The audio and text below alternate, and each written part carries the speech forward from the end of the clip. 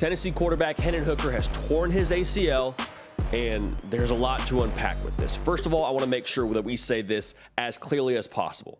This is devastating for all college football fans. I mean, Hendon Hooker has been one of the greatest players and stories of this entire season, and I don't think anybody, regardless of who you root for, it feels anything besides just complete sadness for Hendon Hooker and for Tennessee. The reason why it hurts so much for the Tennessee program is that's your heart and soul, man. That's your leader. Like, that's your guy. You go as he goes. And he had played so well this year. He was a Heisman candidate. He may still, I think he should still be invited to New York City for the award. And just from a purely football perspective, this hurts Tennessee and their fan base in regards to, I mean, you had the quarterback, right? Like, you had the quarterback to really make a run at this thing, and obviously one thing led to another, and the South Carolina game happened, but there's no way to overstate the impact and the devastation that comes with an injury like this. So I want to make sure we say that loud and clear. Now, Joe Milton will be QB1 for Tennessee the rest of the way. What can you expect from him?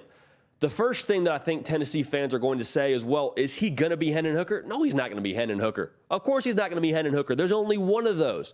But I would say this, the offense will not change. The formula is exactly what it was prior. Now, it may look a little bit different in the sense of, I think you're still going to, run the football and make that, priority one, but they may lean on that a little bit more. Right now, they're around 53% in terms of the run plays that they're calling. I would expect that number to be higher these last two games. You got Vanderbilt and you got a bowl game. I think they're really going to lean on that backfield to set the table for the offense. Again, that was already what they were doing. 53% is the majority, obviously, but I think they'll be a little bit closer to that 60% number in terms of run plays that they're calling. Now, everyone's going to ask, well, what is Joe Milton bringing to the table that's different than Hendon Hooker? First of all, he's a big body.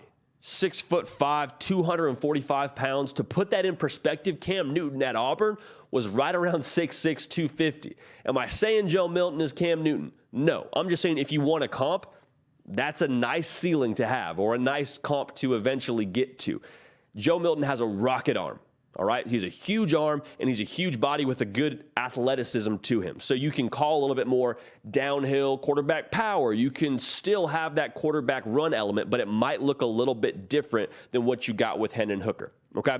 So with that being said, the offense isn't going to change so much in the sense of what you do downfield. Like, I think anytime you get a second-string quarterback in the game where you start saying, uh-oh, is he going to be able to, fit the ball into those windows? Is he going to be able to do the same thing vertically? This is not to minimize what Hendon Hooker did for that offense, because he ran it to perfection, hit a lot of phenomenal throws, and deserves all the accolades that are coming his way. Would assume that he's going to make a whole lot of money playing for an NFL team here very, very soon. To that same token, those who know the Tennessee offense understand they're not asking you to make NFL kind of throws. What the Tennessee offense requires of you is to make sure that, one, you're all aligned, like be what a quarterback is, be a field general, but when money's on the table, cash in. To me, it's the equivalent of being able to hit a wide open three. Maybe it's more open other times than it is consistently, but the fact remains the same. The Tennessee offense is run to set up the pass. And so if Tennessee can run the ball like they have all year long, they've averaged right around 5 to 6 yards a carry on the season, which is a reason for their success, and they go really fast and they tire out your defense, well, then it's teed up for that quarterback to hit those throws.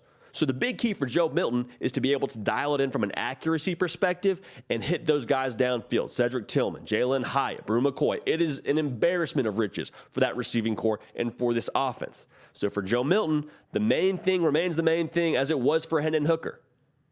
When you have an open three, hit it.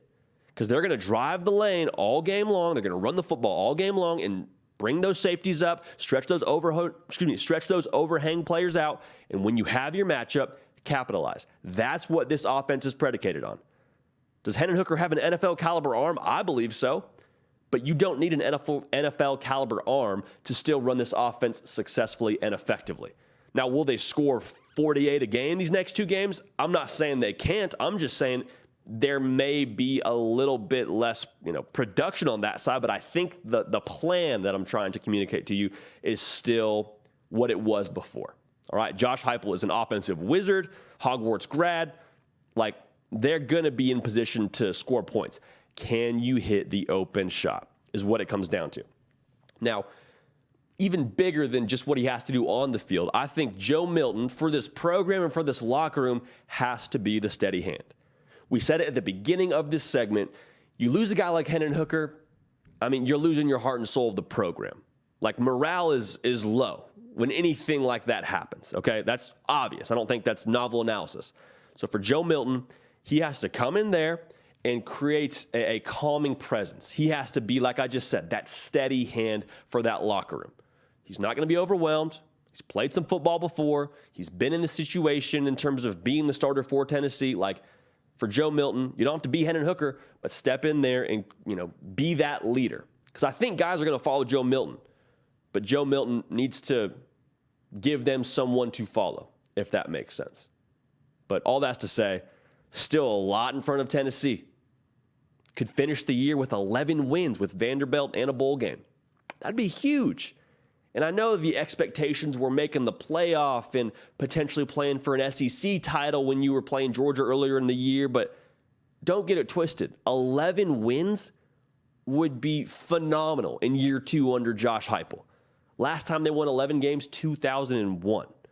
Tell me it's been 20-plus years, and you're sitting here with 2 games left, the chance to do it, and you've got a quarterback who I believe is very capable. I think there's still a lot to play for. So I would not expect this Tennessee team to lose focus.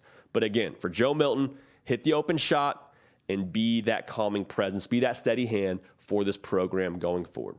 But I'm very excited to see how they respond, and I believe they will rally and play inspired from the loss of Hendon Hooker on the field. All right, we'll leave it at that. I'm J.D. Pickell. This has been The Hard Count. Nick Brake doing the real heavy lifting. If you want to join the party, we'd love to have you. Subscribe to the channel. Y'all run this whole operation. It's your show. We're going to keep the party rolling, and we will see y'all next time. Hey, y'all. Thanks so much for watching. Subscribe to the channel here to make sure you don't miss an episode of The Hard Count. Also, be sure to check out other videos on the On3 YouTube channel.